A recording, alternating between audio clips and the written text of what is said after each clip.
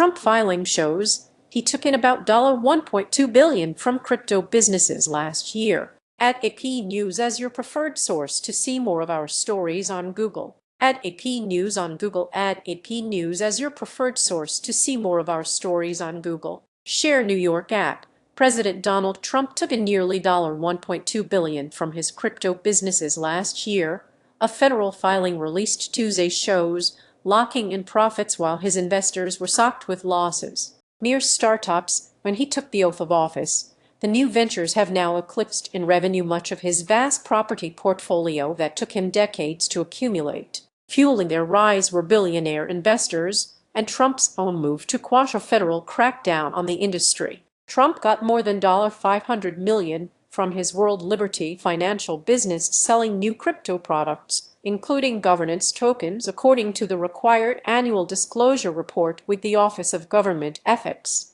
It also showed another crypto business, CIC Digital LLC, took in more than $600 million from sales of souvenir-type meme coins stamped with his face. Both the tokens and the coins have plunged in value since the sales. Trump also took in millions last year from selling Trump-branded Bibles, sneakers, and other small items in another unprecedented move for the presidency. The sale of Trump-branded watches alone brought in $4.7 million. The 927-page disclosure form paints a stark, if incomplete, picture of the massive growth of the president's wealth since taking office last January through a web of business interests, many of which have benefited from the policy moves of Trump's own government. Trump has insisted that his sons direct his finances, but the arrangement rejects the conflict of interest protections that his recent predecessors in office had instituted. Forbes estimates Trump's net worth at $6 billion,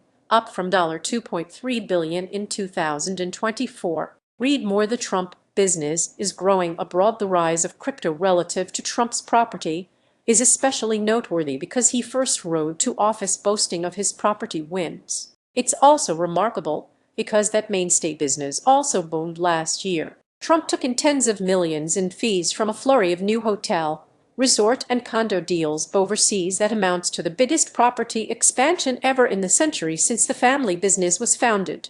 Many of those countries were negotiating with the U.S. over tariffs, military aid, and other important matters while the family business was striking the deals. A property in the United Arab Emirates generated $10.4 million for the Trump business last year. One in Saudi Arabia being built by a real estate developer close to the ruling family sent the president's company $9 million, and one in Bucharest, Romania, and another in Qatar sent him $5 million each. One of his prominent domestic properties, Mar-a-Lago in Florida, notched big growth last year, too. Sign up for Morning Wire. Our flagship newsletter breaks down the biggest headlines of the day. Email address. Sign up by checking this box. You agree to AP's terms of use and acknowledge that AP may collect and use your data pursuant to our privacy policy. Trump took in $77 million from the property, a 50% jump from the year earlier when he was just another citizen, as heads of state and business people flocked to it in his new term. The disclosure report doesn't give profit figures, just revenue, so it's impossible to know how much he is earning. Trump is now the billion-dollar crypto man. Trump said Wednesday that most of his gains last year came from the stock market, and he's just riding along with everyone else. We're all profiting, he said. I'm profiting because I have a lot of money and a lot of cash. But crypto was clearly the big revenue generator last year, in part due his own moves since taking office, pushing policies friendly to the industry and reversing a Biden administration regulatory crackdown. The regulators are still worried. Before Trump's World Liberty began selling governance tokens, they issued warnings about this new kind of crypto asset, saying that unlike stocks, the tokens offer no ownership stake in the issuing company, just voting power on certain corporate policies, and are difficult to value. Buyers pounced anyway, including a Chinese billionaire who spent $75 million on the tokens and $200 million on the souvenir coins. In February last year, a federal lawsuit charging him with duping investors was paused before being settled for a $10 million fine.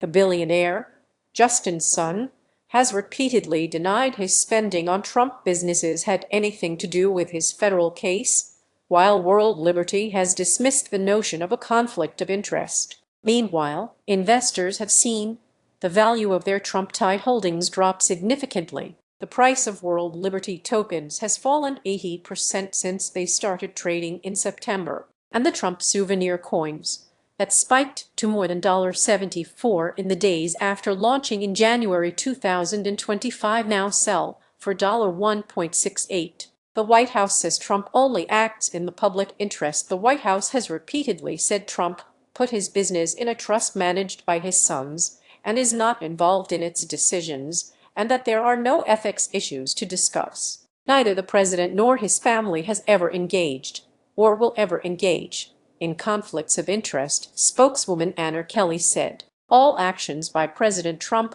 and his administration are taken in the best interest of the American people. The Trump umbrella company, the Trump Organization, has said its deals overseas were with private companies, not with governments. Still, it is difficult to know what is truly private in countries ruled by authoritarians, royal families, and one-party governments. For a new Trump resort in Vietnam, the report shows Trump took in $5 million last year after the ruling Communist Party sent its deputy prime minister to sign off on the deal and, according to the New York Times, pushed farmers off the land to make way for the construction. Whether the deals played any role in changing U.S. policies in ways these countries sought is nearly impossible to know, but the countries did get what they wanted.